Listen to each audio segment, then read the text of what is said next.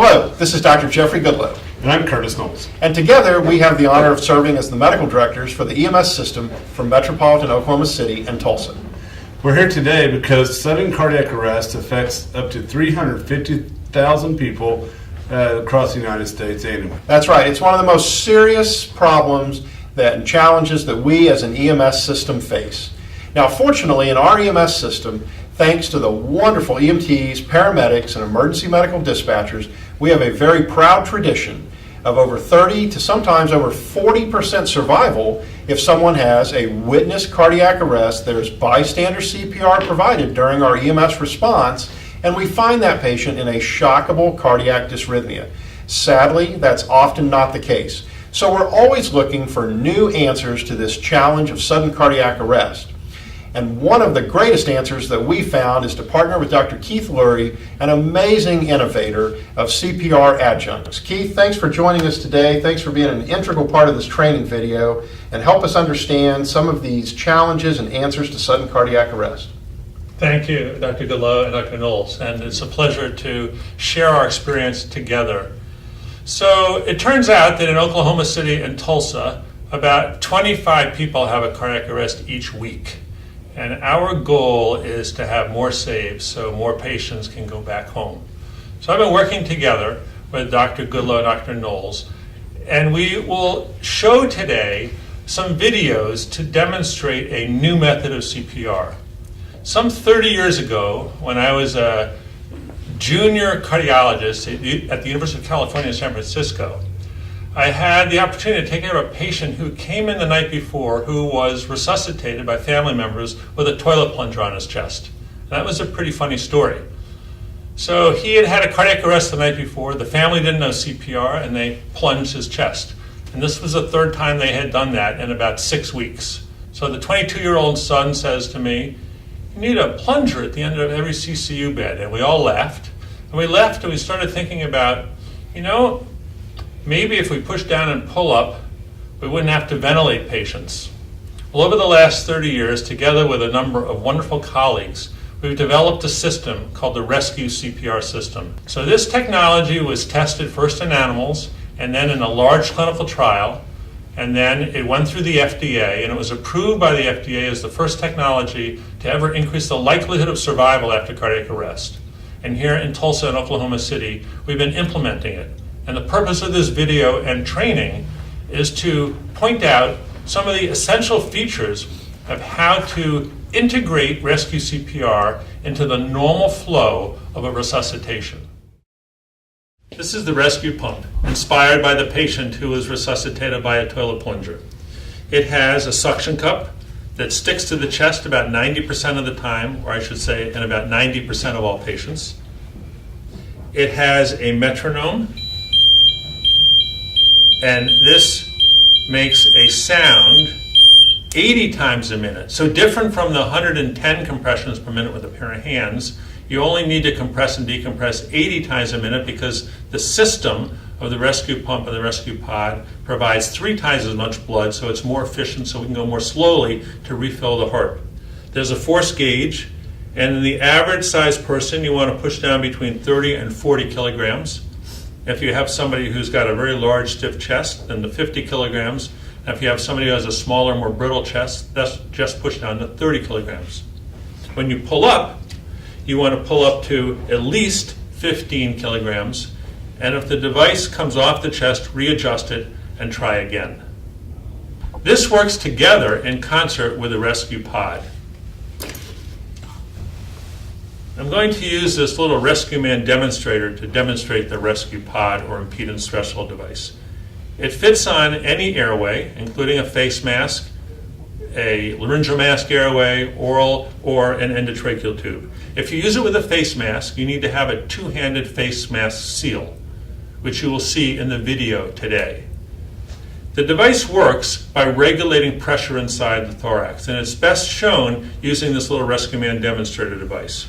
When you push down on the chest, the pressure inside the chest goes up, and when you allow the chest to fully recoil, some air comes into the lungs and some blood comes back into the heart.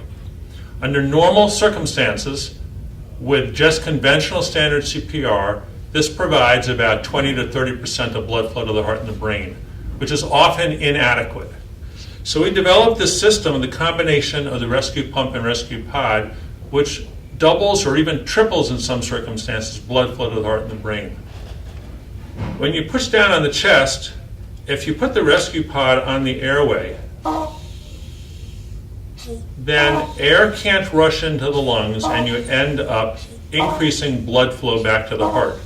With conventional or standard CPR, I'm doubling blood flow to the heart. You can see the heart fill up compared to no rescue pod. And if I pull up with a suction cup device with a rescue pod in place, we triple blood flow to the heart and the brain, at least in animal models.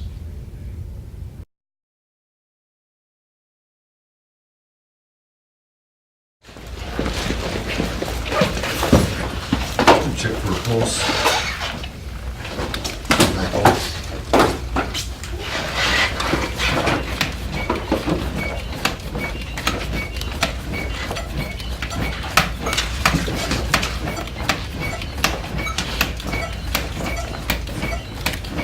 Start CPR. Where's my bag? If you witnessed the arrest, push cancel.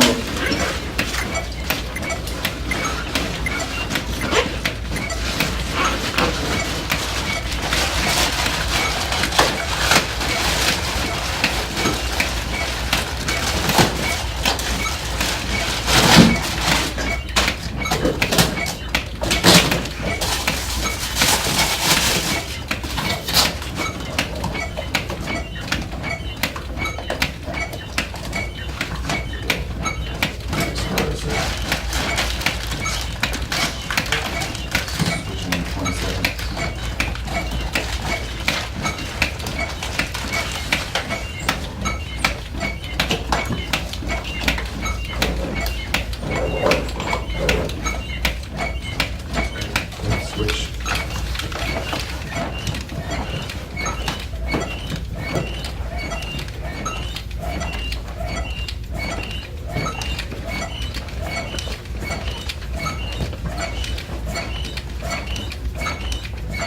Looks like good depth.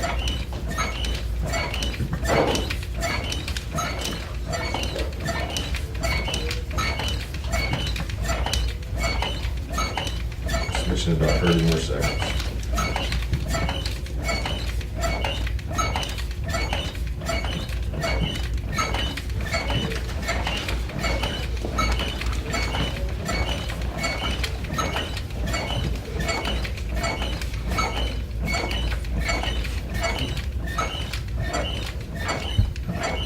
Switch in 10 seconds.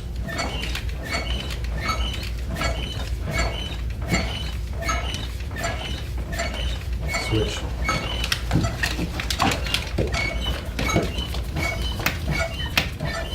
Push analyze. Stand clear. Analyzing now. Stand clear. No shock advised. Check for pulse. Check.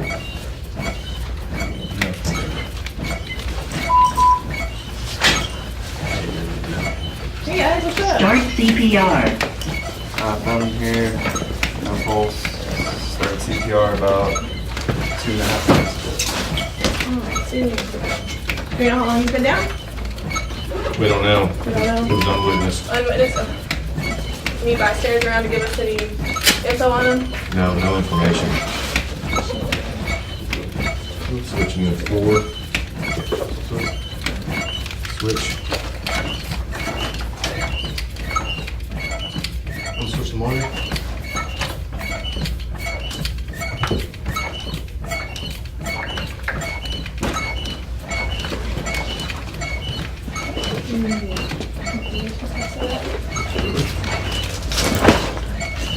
No shot, right? No shot. Okay. Is there any bystanders around to tell us what happened or how much we know about them? No, I really didn't get any information from anybody. They said they just came upon him, so I'm laying down. I don't know how long you've been down. Where are we at on CPR? We're at about just almost 4 minutes. 4 minutes? Okay. 15.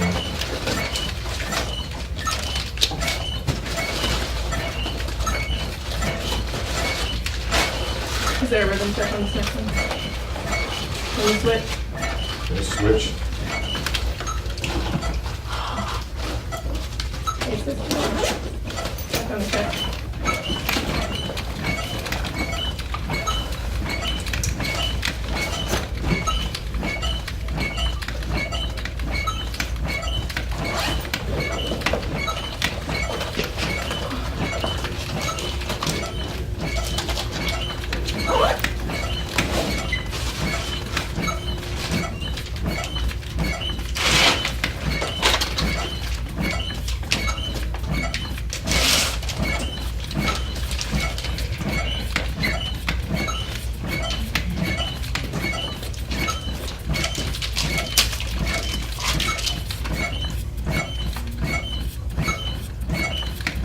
Switch in 20 seconds.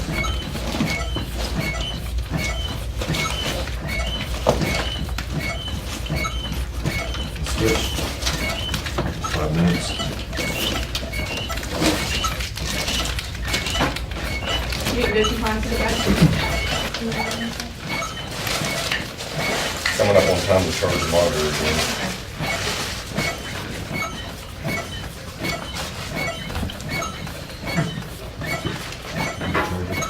You want to check?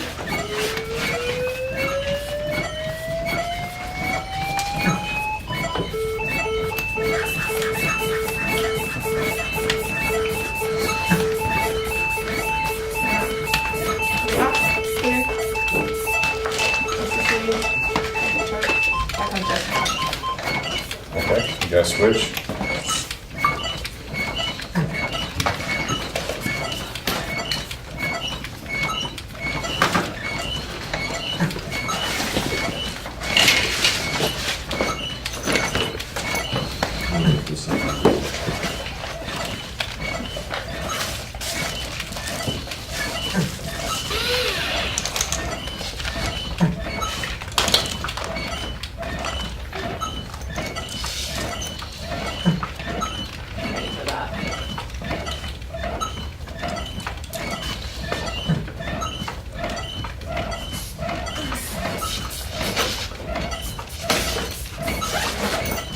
Okay, switch.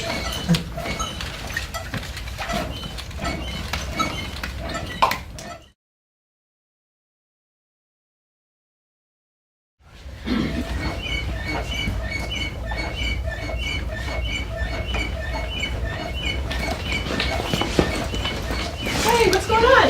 I just found him here. Oh, continue CPR. Okay, do you know how old he is? 45. Okay. What's up? No pulse? Impressions?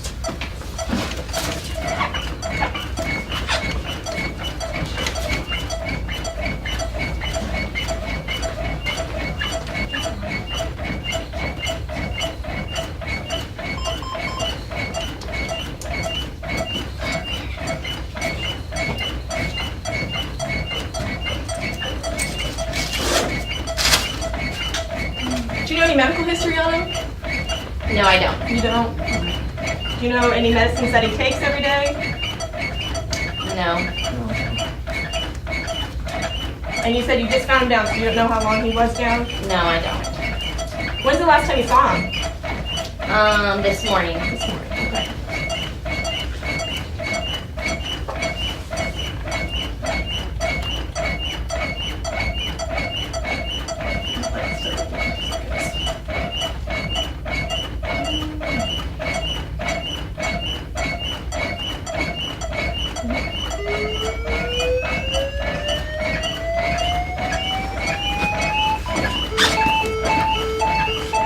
He's in deep bed. Clear. Shock.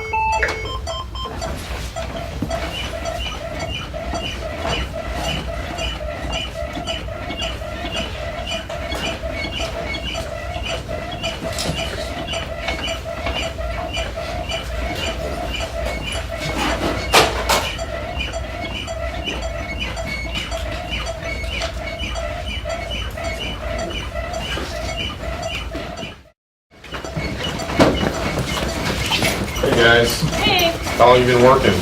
about 2 minutes now. Okay. We got about 50 seconds to go. Next rhythm check. Countdown. Don't know how long. Don't need any medical history. No medicines.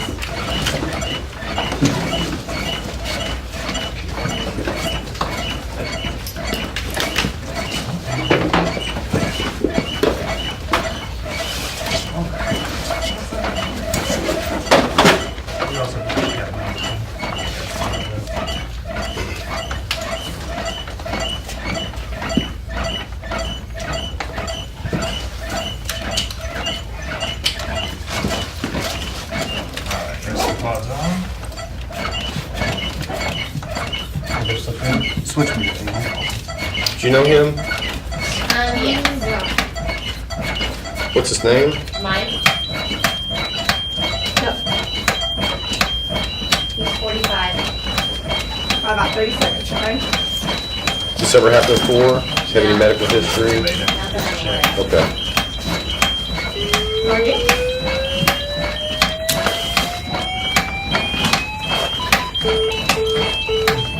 He's gonna be good, so we're gonna shock. Everybody clear? Alright, back on the chest. All right, switch. Go ahead and switch, guys.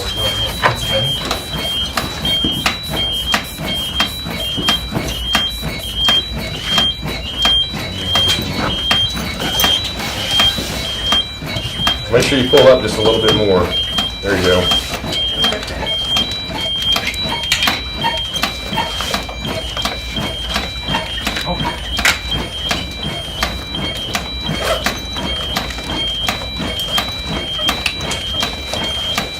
You got a cap now?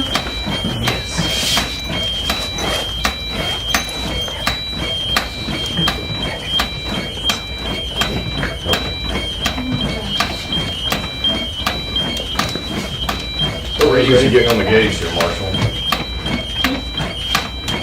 All the way to 15. What was that again? 15? 15 negative? Yes. Okay. Good job. You guys ready to switch? Switch CPR.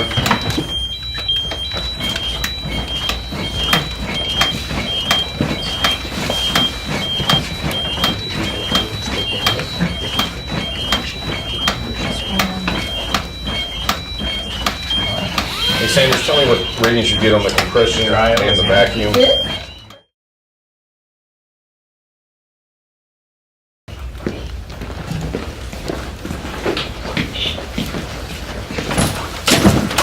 Check the pulse here. Give me that stuff. No pulse.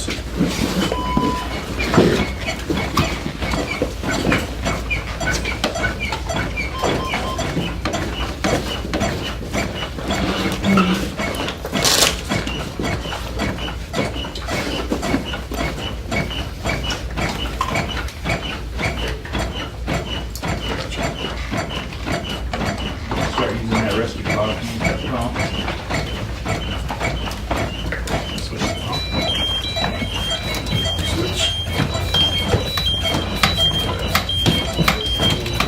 Alright, monitor's on. Go ahead and charge it so we can analyze. Alright, everybody's in clear. Refib, we're on shock. Everybody clear. Alright, I'm back on the chest.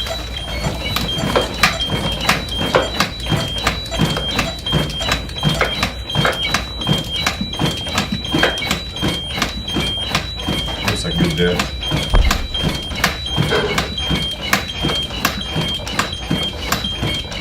Ready to switch?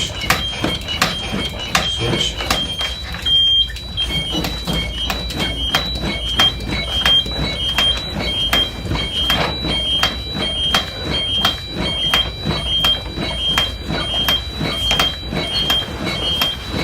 Hey guys, what's up? Looks like good death. Hey.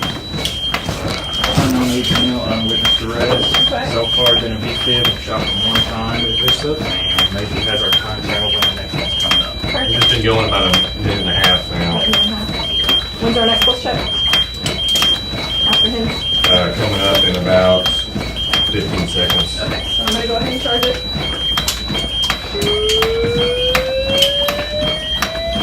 Make sure all the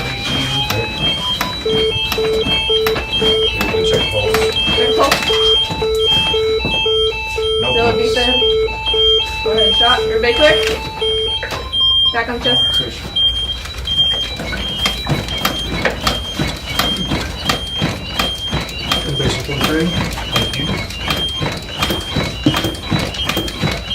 Sanders, put your compression vacuum on that. 50 and 15. Good job.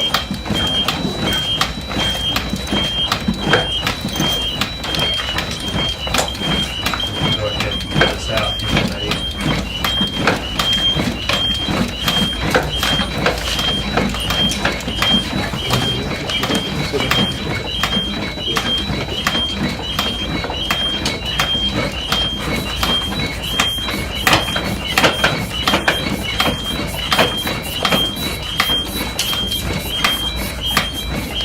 Tubes in.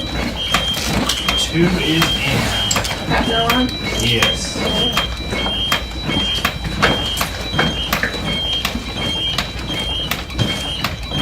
You guys go ahead and switch CPR.